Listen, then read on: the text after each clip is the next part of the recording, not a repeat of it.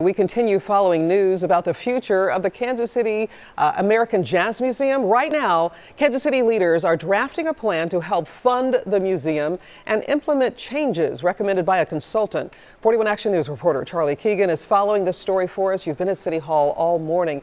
Charlie, what's the latest?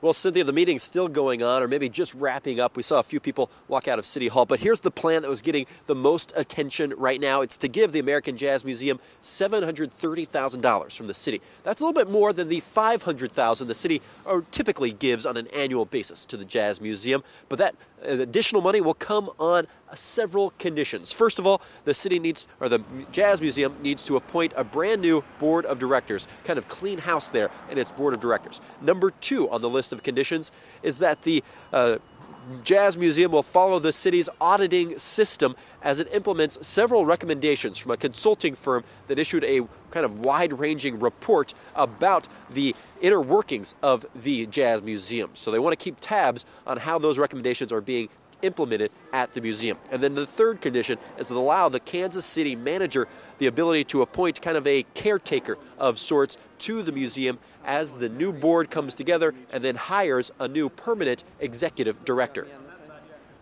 I believe the conversation is all around confidence.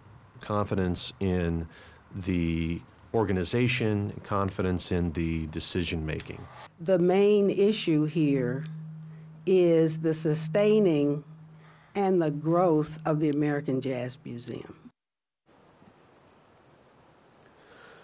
So this is the plan that it seems to be getting the most attention right now, but it'll still need full approval by an entire council before it is finalized. Right now it's just a kind of 3 or 4 members of a committee of council members that is discussing the project right now, so it has to go to that full council. And then also this morning, the current executive director of the American Jazz Museum announced that she will be stepping down. She didn't give a certain time on when she'll step down, but says that she will step down and be happy to help in the transition to a new executive director.